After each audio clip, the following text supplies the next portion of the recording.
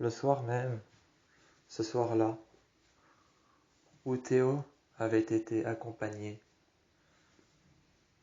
des conseils de Liam avaient été accompagnés de Liam, ce soir même où il avait été accompagné de Liam, où il était accompagné de Liam, qui était à ses côtés, qui lui avait pris le bras, qui lui avait fait un bandage, en tournant le bandage par-dessus, par-dessous, par en dessous, par au-dessus, par les côtés, entre son pouce et son index, passant le bandage, le refermant autour de sa main, serrant son poignet pour qu'il puisse oublier la douleur.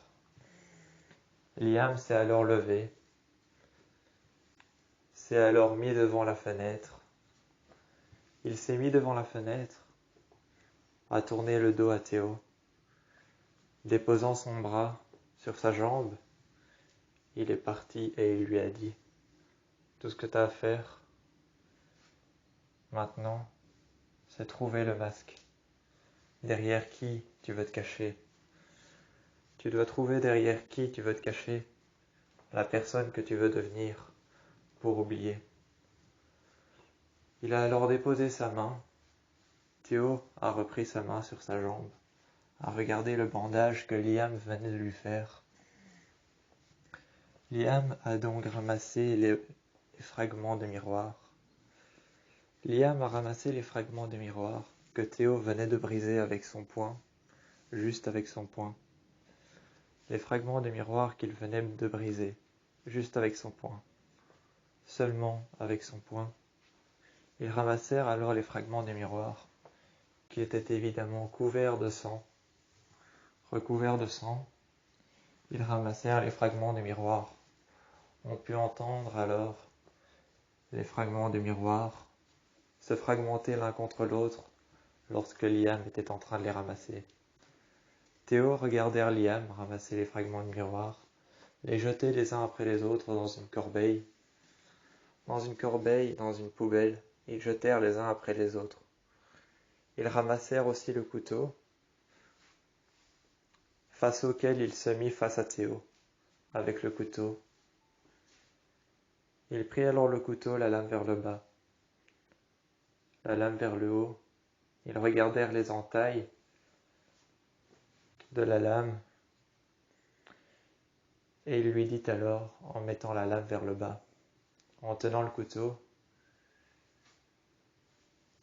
ils regardèrent Théo dans les yeux. Il s'était accroupi devant lui. Il s'était accroupi devant lui, et il lui a donc dit: tu vois, ça, pour te trouver, c'est pas le bon engin, c'est pas le bon outil, c'est pas la bonne chose que tu dois utiliser. Pour te trouver concrètement, n'utilise pas ce que tu trouves autour de toi. Tu sais, il faut savoir que la vie est difficile par moments, qu'il faut réussir à se trouver, réussir à savoir, à comprendre ce qui ne va, ce qui ne va pas, ce qui te va, ce qui ne va pas. Tu dois réussir à comprendre. Mais le meilleur engin pour comprendre ce qui te va et ce qui ne te va pas, c'est tes émotions. C'est la manière dont tu interprètes les choses. Liam lui a alors dit, en s'appuyant sur une rambarde: mais utiliser un couteau comme ça, briser la glace d'un miroir avec ta main, c'est juste de la violence pure interprétée de manière violente. C'est juste une interprétation violente de ce que tu penses au plus profond de toi, de ce que tu penses être. Mais se cacher derrière un masque, c'est beaucoup plus simple, car tu réussis tout de suite à oublier la personne que tu étais avant. Ne te cache pas derrière la violence brute, derrière certaines choses qui peuvent te mener à bien. Ne te cache pas derrière certaines choses qui peuvent te mener à bien, te mener dans des choses que tu penses être les bonnes. Mais fais comme moi, cache-toi derrière un masque. Ce soir-là, Théo est parti, a disparu du vestiaire, alors qu'il était là bien avant que Liam soit là. Il a disparu. Lorsque Liam s'est tourné après avoir ramassé les fragments des miroirs, il n'était plus là. Il n'y avait plus Théo. Il n'était plus sur le banc. Il n'était plus assis. Il n'était plus là. Liam était seul. C'est alors retourné avec le couteau, l'a refermé sur le manche. Sur le manche, il a refermé le couteau dans la protection. L'a alors déposé par terre. Après avoir pris le couteau qu'il avait déposé par terre, qu'il avait refermé sur le manche, il prit alors un essuie dans les vestiaires, par-delà lequel ils entourèrent la lame. Ils entourèrent la lame de ce drap, de cet essuie, et ils déposèrent bien profond dans le sale, dans un des paniers, le couteau, pour plus que Théo ne le trouve. Théo, qui était rentré chez lui bien avant que Liam ne le remarque ou ne l'entende, se posèrent la question de où il était passé. Théo, qui était chez lui, regardait le plafond, allongé sur son lit. La porte était ouverte. Il s'était dit que si peut-être il laissait entrer les gens, ses parents, son père, sa mère, peut-être que s'il laissait entrer son père, sa mère, sa sœur, auquel il pensait toujours, peut-être que s'il les laissait entrer et qu'il ne fermait pas sa porte, il pouvait peut-être avoir une opinion bref de ce que eux pensaient de lui, ou alors de la manière dont il pourrait se découvrir.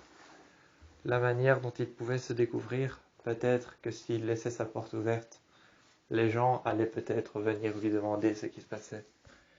Il laissa alors sa porte ouverte, mais jusqu'à un bref instant où il ne la laissa plus ouverte, car personne ne venait. Il referma la porte derrière lui. Il lâcha tout de suite la porte qu'il avait refermée derrière lui. Il s'était allongé sur le lit, avait allumé une lumière qui éclairait le peu de lumière qu'il y avait à l'intérieur. Cette lumière dans le coin qui éclairait le peu de lumière à l'intérieur. Il était dans le noir, regardant sur le côté, allongé sur son lit. Théo réfléchissait, allongé sur le côté, et regardait son bras, le bandage que lui avait fait Liam. Le bandage que lui avait fait Liam, qui était soigné, impeccablement fait, autant sur les côtés que entre son pouce et son index, par-dessus et par-dessous, soigné, impeccablement fait. Ils remarquèrent alors que sur le bandage, sur les bandelettes, Liam y avait laissé son numéro de téléphone pour pouvoir le joindre, pour pouvoir lui dire ou lui demander, lui poser des questions, lui dire comment il va, comment il se sent, si ça va mieux ou si ça ne va toujours pas mieux. C'est alors qu'en regardant le numéro de GSM qu'il avait installé en dessous, qu'il avait écrit durant le fait, qu'il lui avait refait le plâtre, le bandelette qu'il avait tourné autour de son bras, le bandage qu'il lui avait fait, durant l'instant où il lui avait fait le bandage, le plâtre, par-delà lesquels il y avait des coupures sur sa main, sur son poing, il y avait installé son numéro de téléphone pour qu'il puisse paraître visible quand Théo sera seul dans sa chambre et qu'il le remarquera. Cela avait fait effet, Théo l'avait remarqué. Il prit alors son GSM, dans lequel ils installèrent le numéro de GSM de Liam. Ils installèrent le numéro de GSM de Liam et ensuite ils validèrent le numéro. Il valide le numéro. Il a donc éteint son GSM, mis sur le côté, mais après avoir réfléchi longtemps, avec la seule lampe qui était allumée dans sa chambre, allongé sur son lit, après avoir réfléchi longtemps, il s'était dit qu'il était peut-être valable de devoir appeler Liam pour lui dire comment il se sentait. Il prit alors son GSM une nouvelle fois après quelques minutes, après avoir regardé son bras. Et après quelques minutes, ils appelèrent Liam. Ils appelèrent Liam avec son GSM. Après quelques minutes, Liam répondit à l'autre bout du fil. Liam répondit et lui dit « Ouais ?» Théo lui dit alors « Je voulais juste te confirmer que je vais bien. Et merci d'avoir laissé ton numéro de téléphone. » Liam lui a alors dit au téléphone « Aucun souci. C'était juste pour savoir si, en cas de besoin, tu peux me joindre, savoir où je suis, ce que je fais. Et si tu veux des nouvelles, ou encore même savoir certaines choses, pour pouvoir te convaincre de savoir qui tu es, je suis toujours là. » Théo était alors convaincu que Liam était la bonne personne avec qui rester. La bonne personne avec qui rester, avec qui combattre ses peurs, ses regrets, ses angoisses, la manière dont il se sent.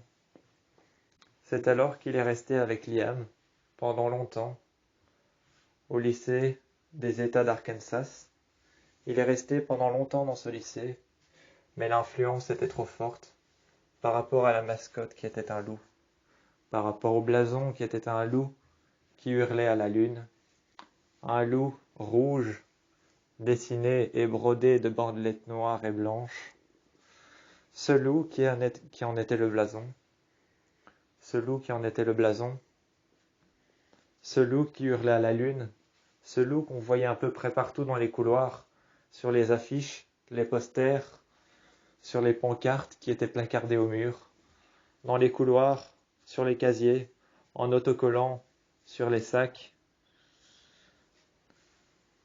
On le voyait partout, ce loup. On le voyait partout.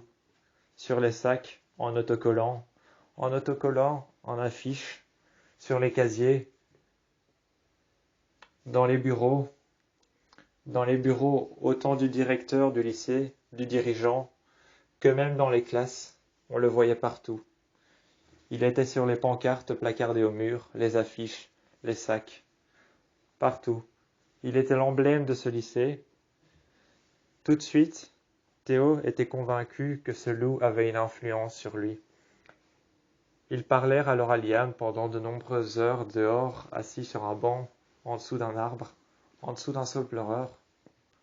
Le saule pleureur parlait de lui-même, parlait de la situation. Il était effectivement en pleurs. Il ne savait pas comment décrire ce qui lui arrivait. Il était effectivement en pleurs, voire même perturbé.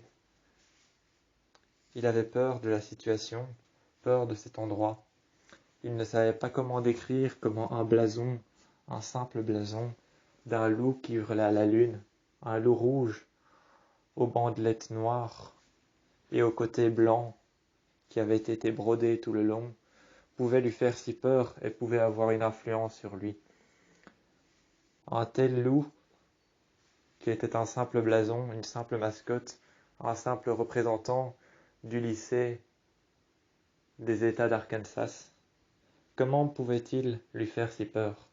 Ils parlèrent de nombreuses heures, dos à dos, assis l'un contre l'autre, dos à dos. Ils parlèrent pendant de nombreuses heures, en dessous du saule pleureur. Ils parlèrent ensemble. Lorsque Liam lui a dit « Tu veux absolument pas rester ici, hein ?» Théo lui a dit « Non, pas une minute de plus. » Il lui a alors dit « J'avais prévu de partir en début de semestre. J'allais même peut-être avancer et partir en début de trimestre. Un peu plus tôt, dans le lycée de Beacon Hills. Tu pourrais venir avec moi. C'est un lycée simple, normal, banal. Il n'y a pas grand-chose à faire. C'est un peu comme celui-ci, sauf que le blason, c'est pas un loup. Sauf que la mascotte, c'est pas un loup. Que ce qu'on y fait est différent d'ici. C'est un lycée normal, pour les jeunes comme toi et moi. J'allais y partir en début de semestre. J'allais peut-être avancer la date en début de trimestre. Tu pourrais venir avec moi. C'est alors que Théo se retournèrent et se mit face à Liam, qui le regardait toujours et qui lui dit alors: Qu'est-ce que t'en penses? Liam prit alors son bras, sur lequel il voyait que le bandage avait déjà absorbé le sang. Le bandage avait déjà absorbé le sang. Son bandage, qui était blanc bien avant, mais qui aujourd'hui est recouvert de sang, était tout aussi recouvert de poussière de terre que d'autres choses, d'autres matières bien plus poussiéreuses et bien plus crasseuses. Bien plus poussiéreuses et bien plus crasseuses, ils regardèrent alors son bandage, recouvert de terre, de sang, de poussière, ou encore de matière outre que de la poussière et du sang. Ils regardèrent par terre, et il dit alors à Théo: Qu'est-ce que t'as fait de ton bandage? Théo répondit juste: Rien de grave, je me suis traîné dans la terre. Je me suis traîné dans la terre, j'ai trébuché et je me suis relevé. Et il était juste un peu sale. Liam lui a juste dit alors: Je vais régler ça. Liam lui a dit: Je vais régler ça, donne-moi ton bras. Théo lui a alors donné son bras en se mettant face à lui. Il lui a alors donné son bras. Liam, qui prit son bras, l'a alors déposé sur sa jambe à lui, a enlevé son bandage qui était recouvert de terre, de poussière et d'autres matières inconnues qui avaient tout simplement taché son bandage de taches brunes, de taches grises, de taches sombres et noires. Il lui a alors retiré le bandage, a une dernière fois regardé son poing qui était couvert de sang, dont on pouvait voir les articulations qui étaient lacérées. Il a alors regardé une dernière fois son poing, l'a soulevé vers lui, et a alors demandé à Théo: Ça te fait toujours mal? Théo lui a dit, d'un simple geste de la tête, d'un mot plus léger que infime, d'un mot plus léger que infime, d'un geste de la tête, il a juste répondu: Oui, ça me fait toujours mal. Les mots étaient légers et infimes. Le geste lui disait qu'il avait toujours mal.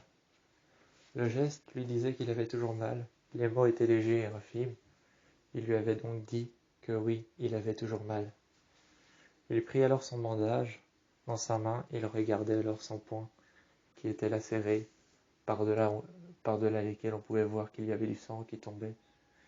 Du sang qui coulait, qui tombait par terre, goutte à goutte, d'infimes petites gouttes de sang rouge qui tombèrent par terre. Des gouttes qu'ils laissaient tomber par terre, qu'ils laissèrent tomber par terre goutte à goutte. Ils regardèrent le sang et regardèrent surtout le poing de Théo, lui demandant s'il avait toujours mal. Théo qui lui répondait que oui, il avait toujours mal. Ils enlevèrent alors le bandage. Ils enlevaient le bandage, le déposèrent par terre, à côté de l'endroit sur lequel les gouttes de sang étaient en train de tomber et de joncher le sol. Ils déposèrent le bandage par terre et remplacèrent le bandage qu'il avait enlevé par-dessus son poing par un nouveau, qu'il fit passer entre son pouce et son index, qu'il fit passer au-dessus des phalanges de la main, sur le bras, et tout autour ils passèrent au-dessus, en dessous, ils passèrent sur les côtés, ils passèrent au-dessus, en dessous, sur les côtés, et une nouvelle fois entre le pouce et l'index. Ils lui redonnèrent alors son bras, en le posant sur sa cuisse, sur sa jambe, et il lui dit alors: Voilà, c'est bon, c'est fait. Théo l'a alors pris dans ses bras, l'a remercié, lui a dit merci. Je sais pas pourquoi tu fais ça, mais merci. Liam lui a juste dit que lorsqu'il voyait quelqu'un qui était mal dans sa peau, il valait mieux de l'aider et de ne pas le laisser comme ça. Il lui a alors dit: T'aurais sûrement fait pareil pour moi, alors je fais pareil pour toi.